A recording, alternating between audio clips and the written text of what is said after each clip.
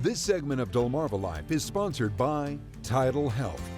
Well, chances are you know someone who is living with an autoimmune disease. That's because, as recent studies show, they're on the rise. One of those diseases is rheumatoid arthritis, which affects the joints, muscle, and bones. Navigating this and other rheumatic conditions is not easy. That's why we are fortunate to have doctors who specialize in rheumatology here on Delmarva. One of them is Dr. Robert Kimelheim. He's with TidalHealth Rheumatology. Welcome, Dr. Kimelheim. Welcome. Thank you for having me. I appreciate it. So I know the big question is, what exactly is rheumatology and what conditions do you treat? Well, rheumatology, by the nature of its name, is a specialty that deals in joints. Deals with joints.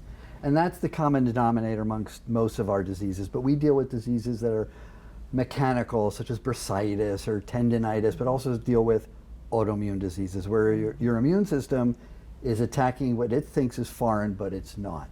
So you could have rheumatoid arthritis, as you alluded to, but did you know rheumatoid arthritis can affect the eyes and can affect the skin and the lungs? So these are diseases that affect areas outside the joints as well. The other classic one is systemic lupus that affects a lot of places and affects young people, and all of our diseases can affect a young person of 90 and a younger person of 2 years of age. Wow. They affect all ages. Wow. Okay, so figuring out what it is somebody has, I imagine that can be different. So can you explain the difference between osteoarthritis and autoimmune forms like rheumatoid Great arthritis? question. Great question. So osteoarthritis involves the cartilage. That's the surface of a bone, if I may. I know I shouldn't do this, but I do this with patients all the time. It's the surface of the bone, reduces friction as the bone moves. Other diseases affect maybe the capsule around the joint. Joints involved, but a different source of attack. Once the cartilage wears away, nothing we could do. The other areas we can protect and prevent from progressing. So somebody might say to me, which one do I have? Do I have the bad one or the good one?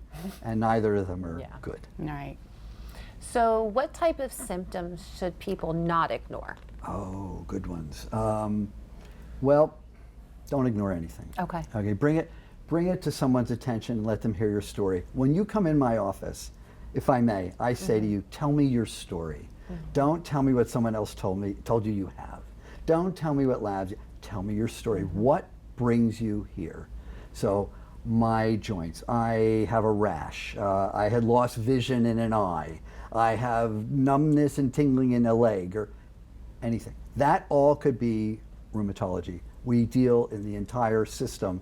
So rheumatologic diseases, you have to be a very good internist as well. Oh, wow. Okay, so is it better to get these looked at earlier than to just kind of let them go and chalk it off as old age or something like that? Well, yeah, it probably is. And it may not even have presented itself yet. We now believe in the concept of pre-disease. Okay. People come in with things and I say to you, you're trying really hard to have something, but not quite yet. Well, shouldn't I get treated right now? We don't know. We don't know. So my answer to that is, I see you back. That's part of your treatment, is seeing you back, maybe changing my opinion on but it's all dialogue. It's all between us where we go with this. So yeah, the sooner the better, the more we can do. Osteoarthritis, we're woefully poor, because once it's there, it's there.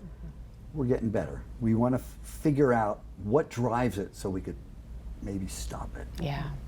And so how do you help people manage those symptoms, and what course of action is there for people? So I say to people, we have plenty of poisons we could give you because most of our drugs have side effects, but they can stop disease.